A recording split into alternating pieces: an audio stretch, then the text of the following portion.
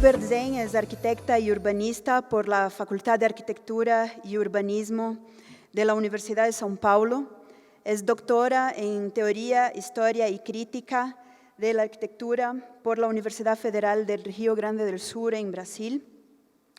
Y es postdoctora por la Facultad de Arquitectura y Urbanismo de la Universidad de São Paulo. Ruth es profesora e investigadora de arquitectura y diseño moderno y contemporáneo en pregrado y posgrado en la Universidad Presbiteriana Mackenzie en su Facultad de Arquitectura y Urbanismo. También es miembro del Comité Internacional de Críticos de Arquitectura desde 1985 y miembro de la Sociedad de Historiadores de Arquitectura y de la Red Europea de Historia de Arquitectura. Ruth es parte de varios comités editoriales de revistas especializadas en arquitectura y en historia de arquitectura en Brasil y Iberoamérica, y desde 1998 es miembro del Docomomo Internacional y coordinadora del Docomomo São Paulo como parte del Docomomo Brasil. Ruth ha participado en numerosos seminarios, debates, conferencias, cursos y ha sido profesora invitada en diversos países, además de ser autora de más de 100 artículos y libros publicados, el último publicado ese año por la editorial Romano Guerra en Brasil, intitulado Lecturas Críticas. Con ustedes a continuación, Ruth Verdzén. Buenos días, gracias por la invitación. Es un gran gusto estar de nuevo en Quito. Ya había visitado solamente una vez, pero que me acordaba muy bien y tuvo grandes momentos disfrutando de esta bellísima arquitectura, tanto tradicional, colonial, como moderna y contemporánea que tiene la ciudad de Quito. Primero, cumplimentar a Mónica Rivera, que acaba de hacer su conferencia por las bellísimas obras que nos ha mostrado. Y ahora se hace un corte porque voy a hablar más bien de temas teóricos, ¿no? Y el título que di a la conferencia es un poco enigmático, tal vez, que se llama Todavía necesita. Y es parte de una afirmación que es casi como una provocación, que es decir que, voy a leer, la historia de la arquitectura moderna del siglo XX todavía necesita ser escrita. Bueno, la primera cosa que ustedes pueden pensar es que, bueno, esta señora está equivocada, se ha escrito muchísimos libros sobre este tema, por supuesto, ¿no? Pero vamos a ver cómo podemos descifrar esta afirmación o esta provocación por medio, tal vez, de sus palabras clave, que se entiende por historia, que se entiende por arquitectura y arquitectura moderna, que se entiende por siglo XX y por escribir. Pero todo esto muy rápidamente, no voy a entrar en grandes discusiones filosóficas, pero sino precisar los términos, que es siempre una cosa importante, la precisión de los términos, como la precisión de los detalles, como la precisión de las intenciones y lo que se consigue con las intenciones es muy importante en nuestra profesión y en todas las profesiones. Es casi que el honor de nuestro trabajo es darle precisión. Bueno, por supuesto que hay muchísimos libros de arquitectura moderna, ¿no? He elencado aquí los más conocidos desde los grandes autores como William Curtis, Kenneth Frampton, Manfredo Tafuri y Francesco Dalco, y varios otros de Alan Colquhoun, etc. Y otros más recientes como el libro de Jean-Louis Cohen, y incluso las enciclopedias publicadas por Phaidon y por estas grandes editoras, o Benévolo, que fue muy utilizado cuando yo estaba en la universidad, creo que aún hoy es bastante útil, y otros libros más. Entonces, ¿qué quiero decir con que no está escrita la historia de la arquitectura moderna del siglo XX? Bueno, depende de qué historia estamos hablando y de qué sitios estamos hablando. Yo con mis alumnos en posgrado hicimos en varios cursos algunos ejercicios casi visuales de qué es que contienen estos libros. Les voy a mostrar simplemente uno de estos ejercicios organizado por un arquitecto muy joven y muy bueno también, que es Candy Irano. que está haciendo obras muy, muy interesantes, que también ha hecho el máster y ahora está haciendo el doctorado, sobre el libro de William Curtis, que es de todos los que presenté en el diapo anterior, el que más me gusta, el que utilizo cuando doy clases. O sea, no es que no uso estos libros, no es que no le tenga en cuenta. Les respeto muchísimo a estos autores y sus libros, pero hay que considerarse algunas cosas. ¿Qué ha hecho nuestro amigo, mi alumno y arquitecto, compañero arquitecto Dani Irano? Hizo un gráfico que yo les voy a detallar, tomando en la vertical todos los países, agrupando países y regiones. En la horizontal, la línea del tiempo desde 1900 a 2000. Y la leyenda de los capítulos que inventa Curtis para hacer su narrativa de su historia, con colores. Y a ver en cada capítulo qué menciona Curtis, de qué obras, en qué países. Voy a dar un zoom para explicar un poquito mejor todo eso. Ahí tienes la línea del tiempo, los hitos principales, y ven, por ejemplo, cómo se menciona Estados Unidos, o arriba cómo se menciona Italia, Suiza, Grecia, y todas las demás regiones o países que se mencionan en este trabajo, y se ven cuántas veces aparecen en estos puntitos todas estas obras, ¿no? Se podría analizar de cada una, de cada parte de Europa, de Japón, etcétera, de Canadá, hay de todo en esta ahí. Y compararse con lo que pasa, las menciones de Latinoamérica. La primera cosa que nos aparece es que aparentemente en Latinoamérica solo hay arquitectura moderna después de 1945, con algunas muy poquitas excepciones. Sabemos que no es así, hay muchas cosas de interesante. Y estas pocas excepciones son Brasil, por supuesto, y alguna cosa de Argentina, muy poco tal vez. Libros más recientes, como por ejemplo el libro de Fernando Lara y Carranza y Luis Carranza sobre América Latina moderna, empieza en 1900 también, va hasta el año 2000 y cuenta con muchísimas informaciones y datos más recientes, ¿no? Una de las cosas que se puede deducir es que estos autores que han hecho todos estos libros sobre la arquitectura moderna del siglo XX no han tomado el cuidado de decir que se trata de la arquitectura moderna del siglo XX del hemisferio norte o la arquitectura moderna del siglo XX de una parte del mundo. Entonces, bastaría con que en sus titulares hiciera esta precisión. Pero la pretensión de ser universal es lo que está en juego. Esta pretensión de ser universal necesita también que hagamos nuestras investigaciones, nuestros conocimientos, nuestras publicaciones, y todos estos autores que quieren hacer grandes panoramas se benefician de estos trabajos y traen para ellos. Es lo que hace, por ejemplo, Curtis. Publica aquí e incluye aquí lo que sabe de esta arquitectura y además lo que se ha publicado en su lengua, inglés o francés, que son las lenguas que domina un poco de italiano, muy poquito de español, portugués por supuesto nada. Así que muchas veces yo escucho de varios de estos autores que los conocí personalmente, son gente muy interesante, no es una crítica a los autores, sino a los trabajos. Y dicen, pues de Brasil no hay nada, de Ecuador no hay nada. Sí que hay muchísimo, pero no está escrito en la lengua franca común, o no hay un esfuerzo de buscarse estas informaciones e incluirse ahí. Bueno, esto podría pensarse como siendo algo que a lo largo del tiempo van a haber otras ediciones y otros libros de arquitectura moderna del siglo XX que finalmente van a incluir todo lo que se necesita. Pero no es solo una cuestión de cantidad, es una cuestión de prioridad y de mirada.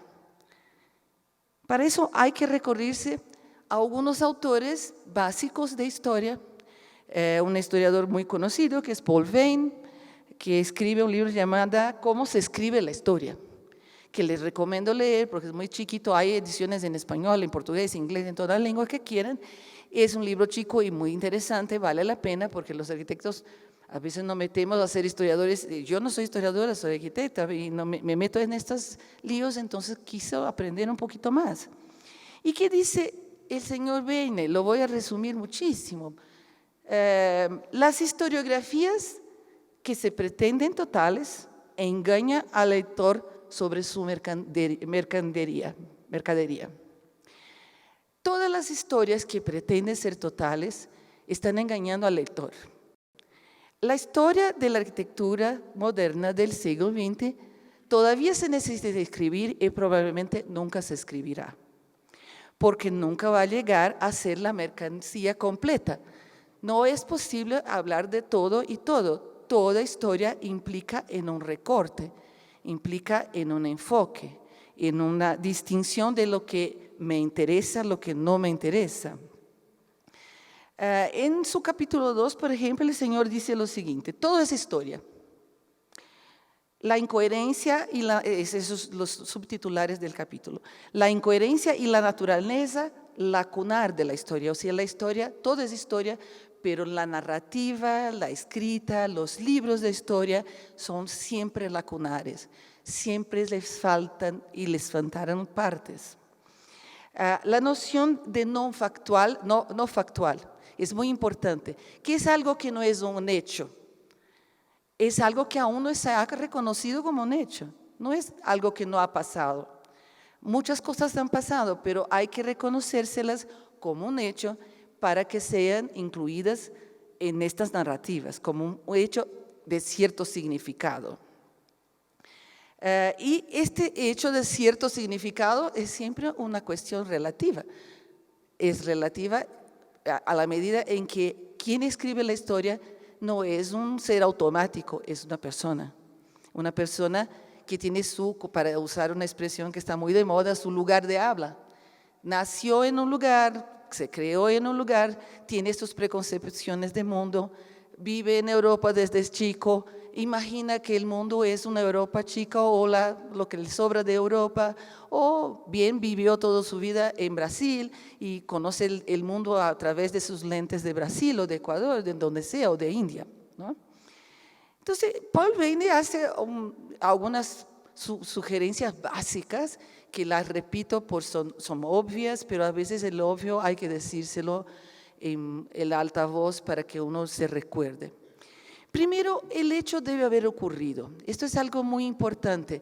Hay muchas historias míticas y fantasiosas de la arquitectura, de hechos que nunca han ocurrido o han ocurrido de otra manera, pero se dice así, el otro repite y el otro repite. Yo, por ejemplo, les voy a dar un ejemplo de mi país.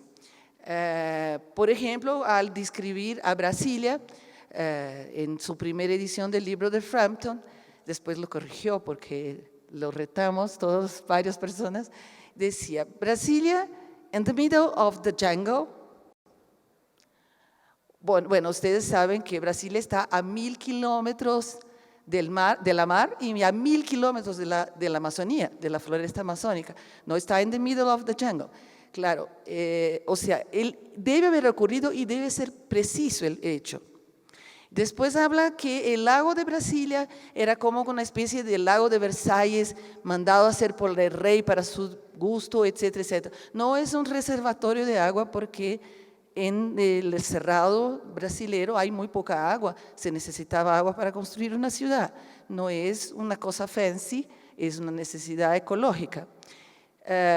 Y claro, por supuesto, en las nuevas ediciones, si ustedes van a consultar, ya lo ha corregido. Ahora dice Brasilia in the middle of the savannah. O sea, pasamos de la jungle de India para la sabana de África, pero ya creo que en alguna edición próxima llegaremos más cerquita, ¿no? La segunda cosa que dice el señor Paul Veyne es que cualquier parte es relevante. Cualquier hecho histórico es relevante. Eso termina siendo imposible. Es como dibujar el mapa del famoso cuento de Borges, que el rey manda dibujar un mapa que es tan bueno, tan perfecto, en escala 1 a 1, que empieza a cubrir toda la ciudad, porque se detallaba cada hoja, cada árbol, cada persona, un mapa perfecto e inútil. El mapa tiene que tener una escala y tiene que seleccionar lo que va a mostrar, lo que no necesita mostrar en esa escala, no es necesario. Así que cualquier parte es relevante, pero es el enfoque del autor que le da importancia relativa o la escala que se está buscando. Si vas a hacer la historia de la arquitectura moderna del planeta Tierra, es una escala macro. Por supuesto, muchas cosas van a entrar, otras no. Y si haces una historia de la arquitectura moderna de Quito o de Brasil o de lo que sea, otras cosas pueden tener más o menos interés. O sea, como concluye el señor Polvain, no todo es relevante en la construcción de la historia de un tramo. Y estas lacunas van siempre a existir, y muchas de las lacunas es por no darle importancia a los hechos. O sea, los hechos tampoco tienen relevancia o dimensiones absolutas. La historia no existe, solo existen historias de. Vamos al otro día porque preparé. Aquí, ¿dónde está? También me gustaría mencionar Marina Weissman, la arquitecta y crítica historiadora argentina, que fue muy importante en mi formación y de mucha gente aquí, cuando habla en su libro La historia, el interior de la historia, historiografía de arquitectura para uso de latinoamericanos. Es un libro que recomiendo a todos, recién ha salido una nueva edición, es importantísimo leer, todos los arquitectos, no importa si son historiadores o no, leer y comprender, creo que es importante. Y lo que dice Marina, destaqué una frase que me pareció muy interesante: la historia es escrita a partir de los intereses, instrumentos y preconcepciones del presente, porque el presente nunca está estático. En 100 años, la historia que uno podrá escribir sobre el 20 e incluso sobre el 21 va a ser otra, porque las personas que estarán vivas en 100 años, tal vez algunos de ustedes, yo seguramente no, van a pensar otras cosas que hoy no podemos pensar, aún no alcanzamos a pensar. Como hoy pensamos cosas que no se habían pensado a 100, 200, 300 años. No tenemos la idea de que la gente siempre pensó la misma cosa. No, esto cambia, ¿no? Y me encanta particularmente el capítulo 1.5 del libro de Marina Weissman, donde dice que se llama Reflexión y Praxis. Historia, teoría y crítica son 3 modos de reflexionar sobre la arquitectura, dice Marina. La reflexión debe siempre partir del presente para comprender las lecciones del pasado. Lo que podemos mirar sobre la historia de la arquitectura del siglo XX hoy es distinto de lo que pude mirar, por ejemplo, Frampton cuando escribió su libro en los años 80, o Leonardo Benévolo cuando escribió su libro en los años 60, incluso con añadió varios capítulos de actualización, pero aún tiene una estructura pensada a partir de las lógicas de su tiempo, de los años 60, 80 o 2000 o lo que sea, ¿no? Marina apunta a una cosa muy importante, que la historia trata de hechos que se terminaron y no es posible haber de nuevo. O sea, el libertador Bolívar viene, hace un montón de cosas, bueno, ya no existe más ni el señor, ni las cosas que ha hecho él, sino que hay que aprenderse todo lo que se ha hecho por documentos indirectos.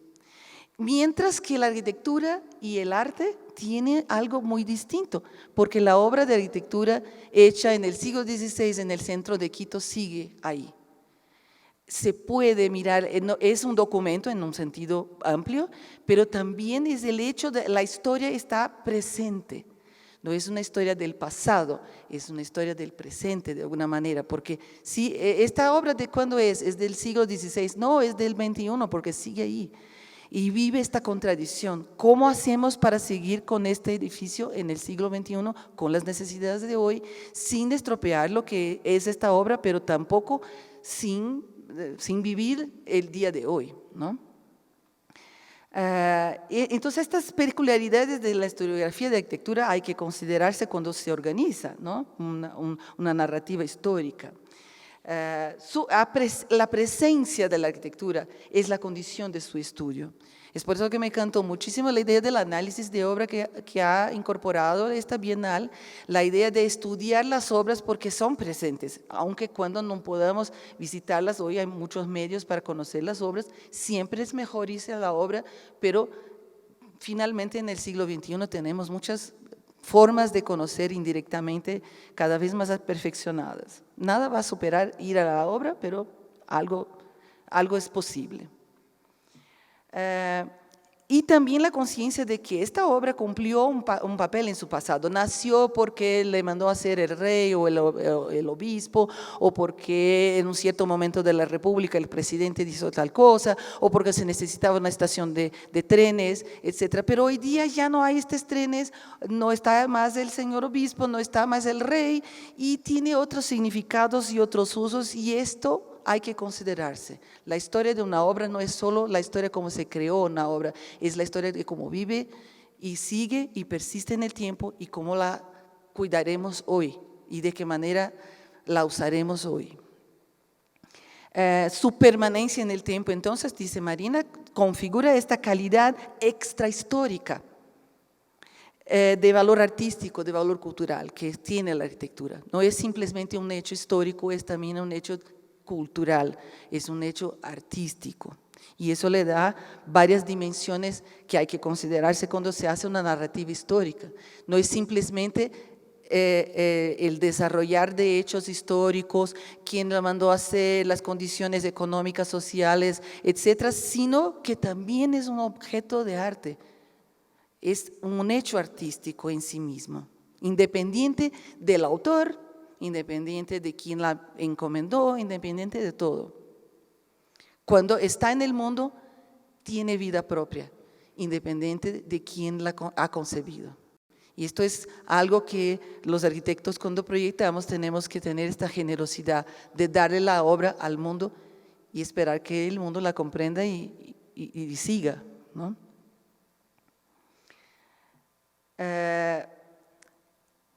Los conceptos instrumentales, dice Marina Weissman, y yo repito, no son neutros, no son naturales, no son universales. Cuando yo escribo una historia, cuando tú escribes una historia, cuando un autor de otro país escribe una historia, no está escribiendo la historia, sino que está utilizando los instrumentos conceptuales que pudo manejar por su formación, por su vida, por sus creencias, por sus ideologías, por su posición política, por su posición artística, etcétera, etcétera, etcétera.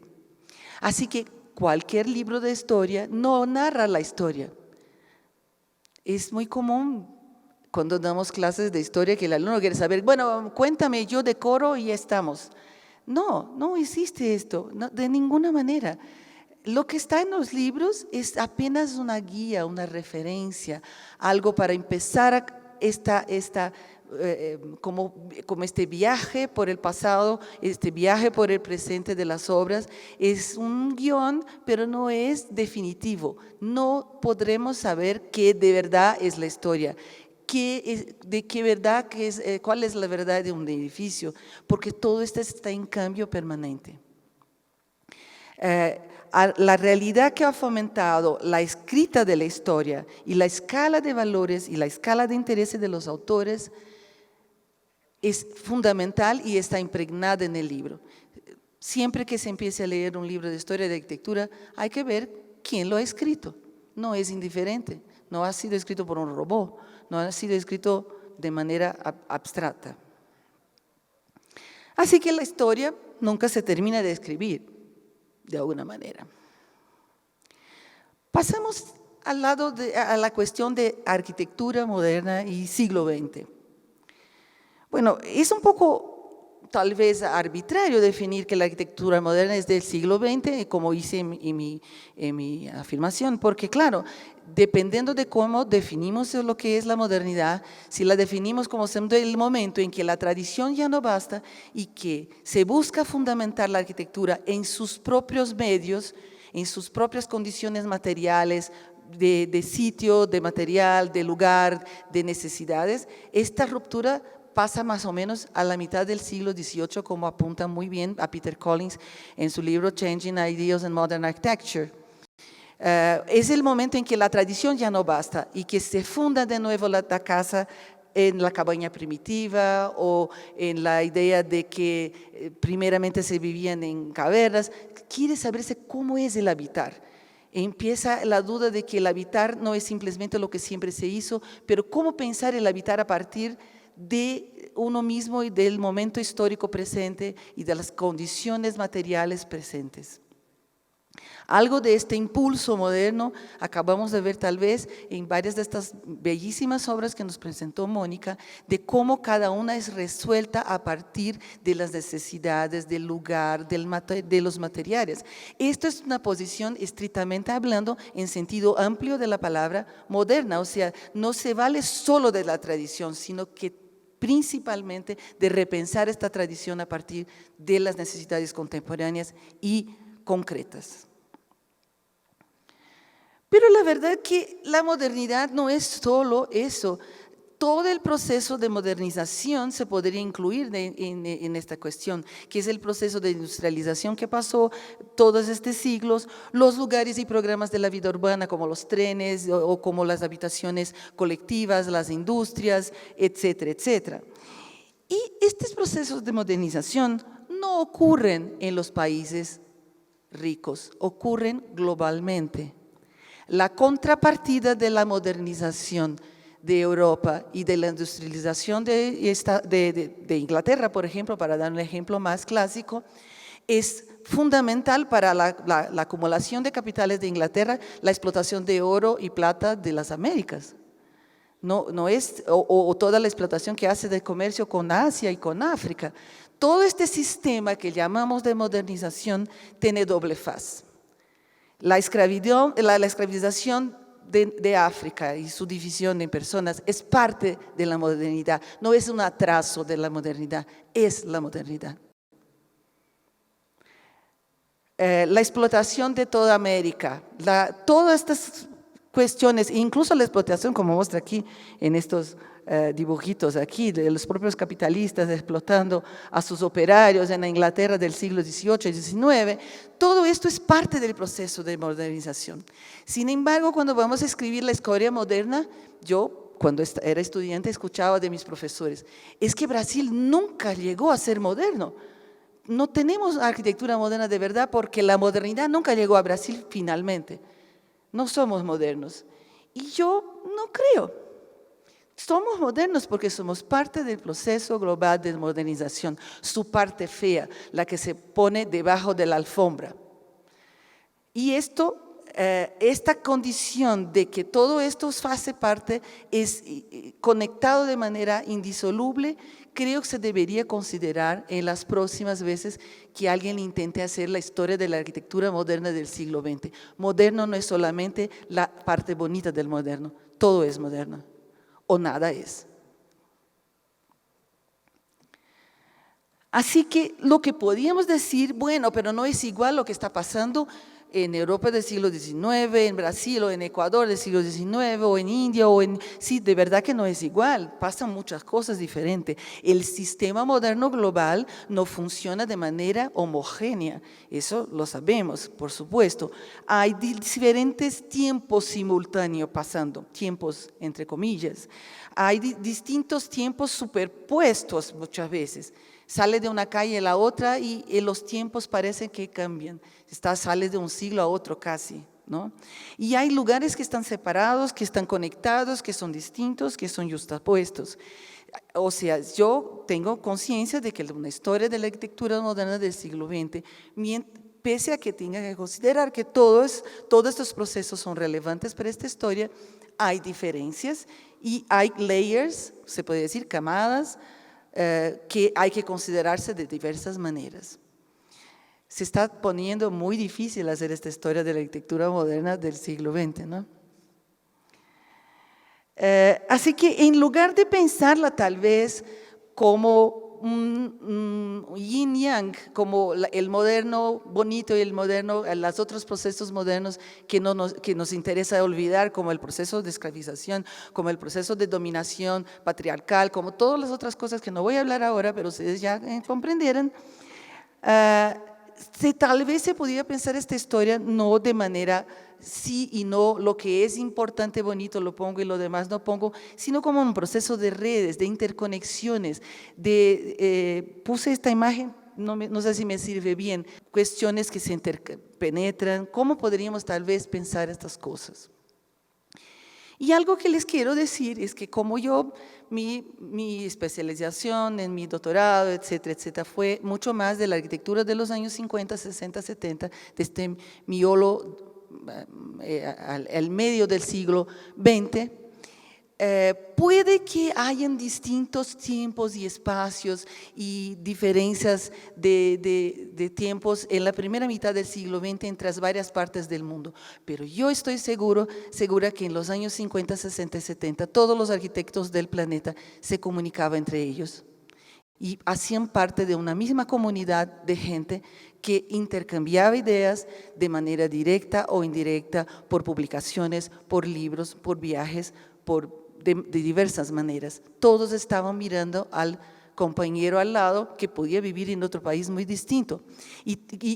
O sea, la globalización acontece en este momento de manera muy fuerte, como ya la tenemos hoy también, sabemos todo lo que pasa en el mundo, pero en este momento tal vez el mundo de la arquitectura moderna erudita era más pequeño, considerándose todos los factores, y todas estas obras y tiempos y lugares se condensan de los años 50 y 60. Todos están pensando de manera muy semejante. Por eso, ciertas categorías de análisis, como el tema de la influencia, hay que tomarse de manera distinta en cada momento histórico. No hay influencia cuando es diálogo, no es una influencia. Bueno, la influencia nunca es una cosa que viene un rayo y cae en tu cabeza, estás influenciado. La influencia es una escoges ser influenciado. Miras 50 obras y una te dice, esta sí, esta me gusta, en esta quiero pensar. Es algo que te sugiere y que te conecta y de alguna manera trabajas. En este sentido se podría usar la palabra influencia para este periodo de los modernos, clásicos, de los 50, 60, 70, 80, en el sentido de que las personas están mirando unas a las otras y están mirando lo que hacen y buscando comprender y trabajar con estos temas. Y no en el sentido vertical, en el eje norte-sur, desde el norte y influenciando el sur. No pasa así. Les voy a mostrar al final algunos ejemplos en que intento explicar eso un poquito mejor. ¿Cómo es que yo puedo decir esto que estoy a decir? Que estas obras todas dialogan entre ellas. ¿Por qué miro las obras? Hay que irse a mirar las obras, porque cuando miramos las obras desde las construcciones ideológicas que nos enseñan los libros escritos en el siglo pasado sobre lo que sea o lo que no sea la arquitectura moderna, no miramos las obras, miramos las preconcepciones que estos manuales de arquitectura nos enseñan. Y así las miramos a decir, esta obra es una arquitectura de moderna tardía. No, sí, ¿con qué estás comparando? ¿Con qué otras obras las compara para decir si es tardío o no? Y si miras otras obras que hacen las mismas proposiciones que estas obras, te vas a dar cuenta en muchos de los casos, como me ha pasado a mí, que son prácticamente contemporáneas. Creemos que somos tardíos porque estamos bajo la influencia, eso sí, la influencia como los astros, estamos bajo la influencia de decir que somos secundarios, como en el libro de Curtis. Somos una parte secundaria que está ahí para mostrar cómo es amplio, es universal, pero no es tan importante. Yo creo que todo es importante, como dice Paul Veyne, toda parte de la historia es importante, no hay parte no importante. Hay sí miradas que seleccionan unas cosas y otras. Para mí estaría bien si al autor del libro, al principio del libro Historia de la Arquitectura Moderna del siglo XX, cualquiera uno de estos autores que yo mostré, empezar el libro y decir, esto no es una historia completa, sino de los hechos que seleccioné con los criterios A, B, C y D. Perfecto. Lo que no me cae bien y que me está a vender, como dice Paul Veyne, una mercancía que promete algo que no cumple. Bueno, entonces creo que una manera de abordar la posibilidad de comprender mejor esta arquitectura moderna del siglo XX, de la reconocer que no basta conocer, hay que reconocer, desmistificar, destapar las capas ideológicas que están por encima de las cosas y que dicen cómo las debemos mirar, cómo las debemos calificar, cómo las debemos clasificar y periodizar, etcétera, etcétera. Y así que yo creo que un instrumento importante es la reflexión crítica por análisis de casos y por eso me dispuse a hablar un poco de eso, porque me di cuenta que la Bienal está proponiendo exactamente eso, ¿no? Y lo que me alegra muchísimo.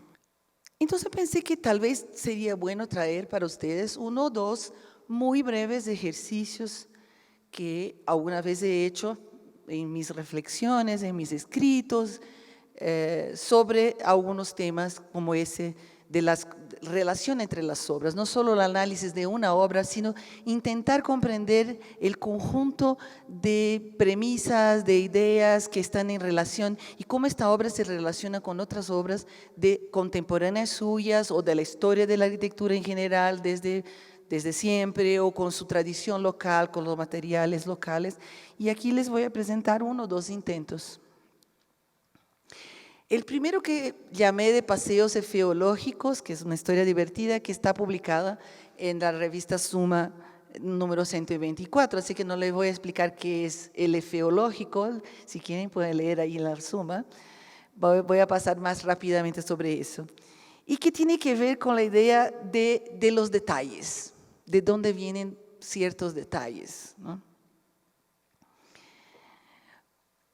Esta es una foto que he hecho de la Plaza de la Independencia, la Plaza Grande de Quito, es la primera vez que estuve aquí hace un par de años, unos 7 u 8 años.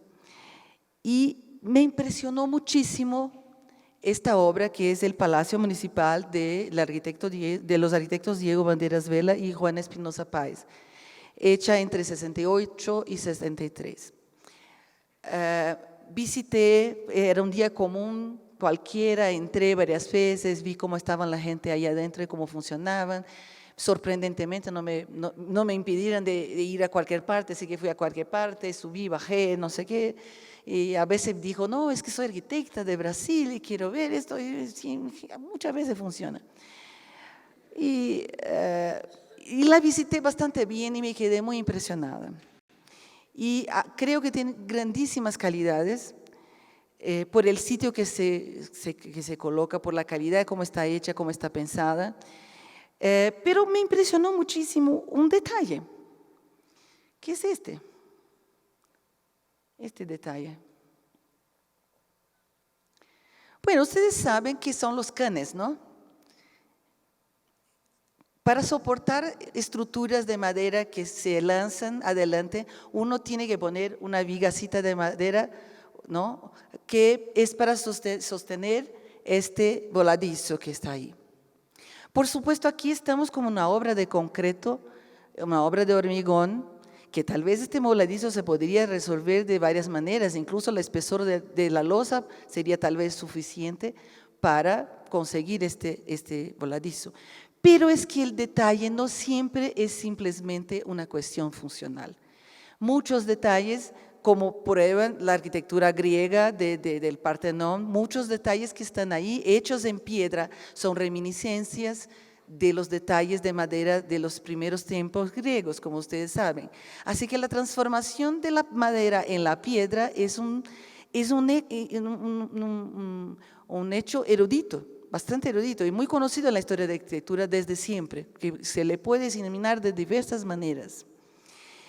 Así que este ritmo de estos voladizos que así están sosteniendo esta cubierta que intenta dialogar con el sitio histórico, no intenta ponerse una arquitectura moderna en contraste con este sitio, sino que de alguna manera dialogarse con ella, inclusive de cierta manera humilde, o sea, no quiero proponerme como más importante, estoy en esta plaza y quiero darle la importancia a la plaza y al conjunto de las obras y no solamente a este edificio.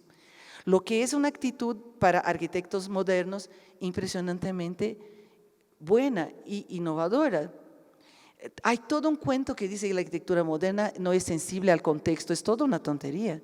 No es verdad, las buenas arquitecturas siempre son sensibles al contexto, las malas no son.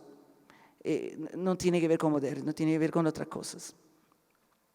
Pero este detalle para el Palacio Municipal de Quito, sorprendentemente, también está en una obra contemporánea suya, que es el Palacio Municipal de Cagua, en Cagua de Quinzotangue, que tiene una poquita diferencia de tiempo, no mucho más que algunos años, y que está trabajando el mismo problema que estaban trabajando los arquitectos de acá.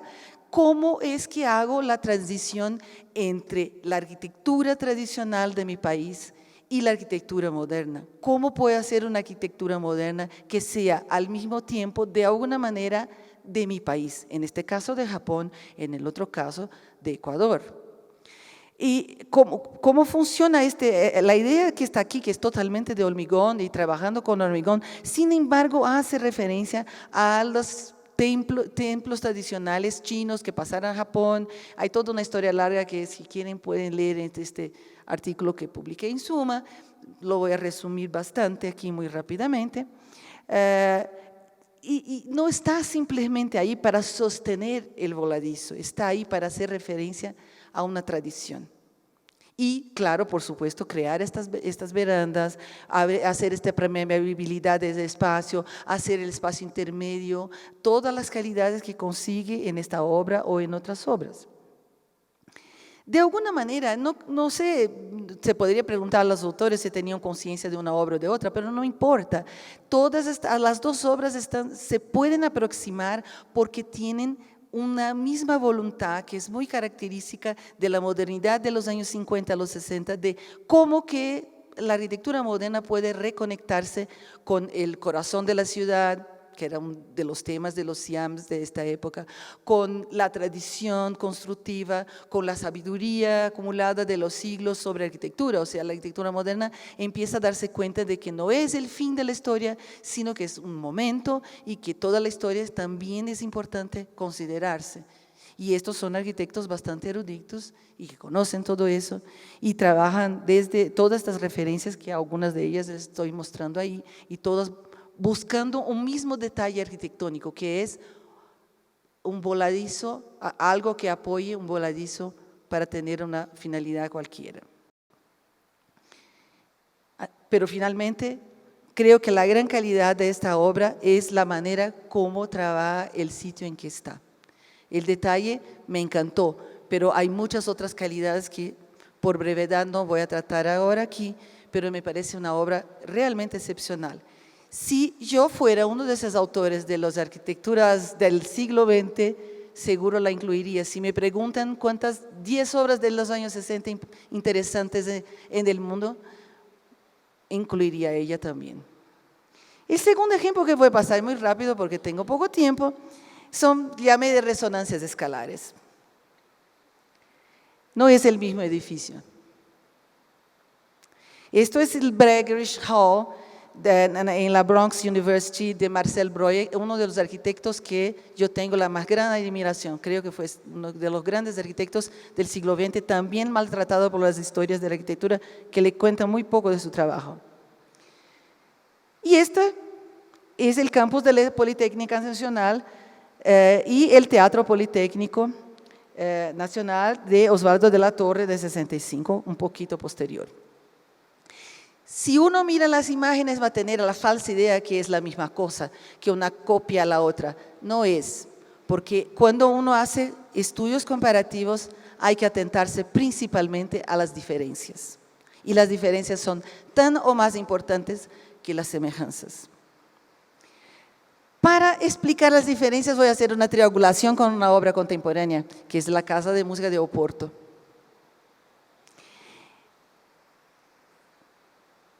¿Qué hace Marcel Breuer?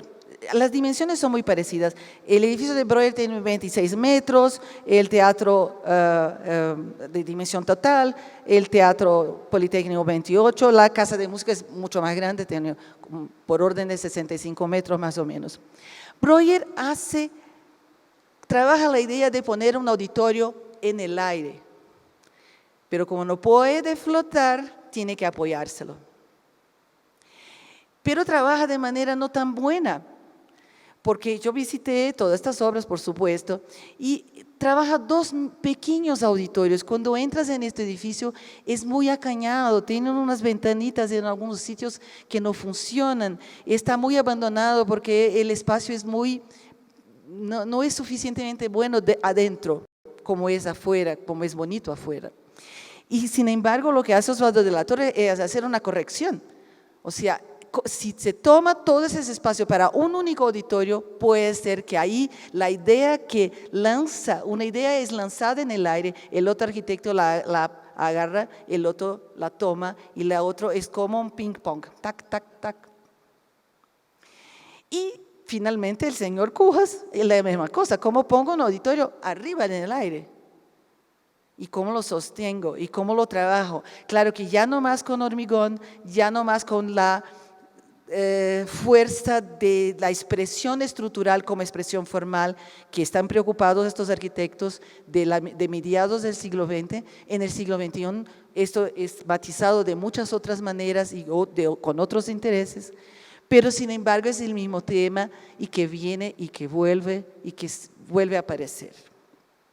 Para terminar, creo que para reconocer esta arquitectura moderna del siglo XX, la reflexión crítica por análisis de casos, sin repetir discursos estancados, sin ir desjerarquizando la relación entre las obras, tal vez pueda ser un camino para no repetir las mismas estructuras ideológicas que organizaron estas historias de la arquitectura del siglo XX. Y así termino y espero muchas cosas podrán desarrollar esta semana en los conversatorios, que yo preparé esta conferencia un poco como introducción a lo que quiero desarrollar un poquito más con ustedes por estos días. Muchas gracias.